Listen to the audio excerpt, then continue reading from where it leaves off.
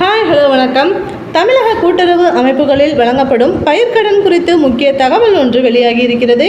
தமிழக கூட்டுறவு சங்கங்களின் பதிவாளர் சுப்பையன் அனைத்து மண்டல இணை பதிவாளர்களுக்கும் சுற்றறிக்கை ஒன்றினை அனுப்பியிருக்கிறார். அதில் உள்ளதாவது: தமிழகத்தில் நடப்பாண்டு கூட்டுறவு அமைப்புகள் மூலம் 16,500 கோடி பயிர்க்கடன் வழங்க இலக்கு நிர்ணயிக்கப்பட்டுள்ளது.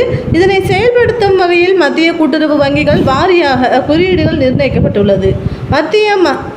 மாவட்ட மத்திய கூட்டுறவு வங்கிகளின் மேலாண்மை இயக்குநர்கள் குறியீட்டினை தொடக்க வேளாண்மை கூட்டுறவு கடன் சங்கங்களுக்கு தொடர்புபடுத்தி அதன் நகலை பதிவாளர் அலுவலகத்திற்கு அனுப்பி வைக்க வேண்டும்.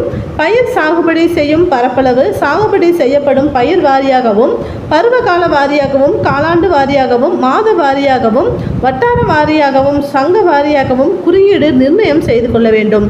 பயிர்க்கடன்களில் 30% மத்திய புதிய உறுப்பினர்களுக்கும் 20% பட்டியலின வகுப்பு விவசாயிகளுக்கும் வழங்குவதை உறுதி செய்ய வேண்டும்.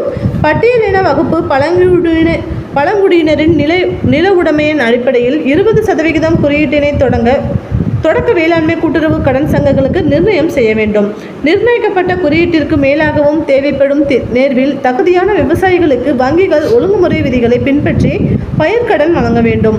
மாவட்ட மத்திய கூட்டுறவு வங்கிகளின் மேலாண்மை இயக்குநர்கள், மண்டல இணைப்பதிவாளர்கள் 2024-25 ஆண்டிற்குள் பயிர்க்கடன் வழங்குதலில் நிர்ணயிக்கப்பட்ட குறியீட்டினை எய்திட செயல் திட்டம் தயாரித்து பதிவாளர் அலுவலகத்திற்கு அனுப்பிவிட வேண்டும்.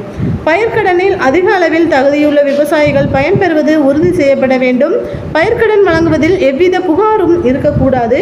தகுதியான அனைத்து விவசாயிகளுக்கும் கடன் வழங்கி ஆண்டு குறியீட்டினை முழுமையாக எய்திட தனிக்கவனம் செலுத்த வேண்டும் என்று அந்த சுற்றறிக்கையில் தெரிவிக்கப்பட்டு உள்ளது. இதனிடையே இன்னொரு தகவல் கசிந்து வருகிறது. ஒவ்வொரு முறையும் பயிர்க்கடன் வழங்கும் போது சிட்டா அடங்கல் சான்று பெற வேண்டும். குத்தகை நிலமாக இருந்தால் நில உரிமையாளரிடம் 100 ரூபாய் பத்திரத்தில் ஒப்பந்தம் அல்லது சுய உறுதிமொழி பத்திரம் அல்லது VMO சான்று பெற வேண்டும் என்று செய்தி வெளியாகி இருக்கிறது.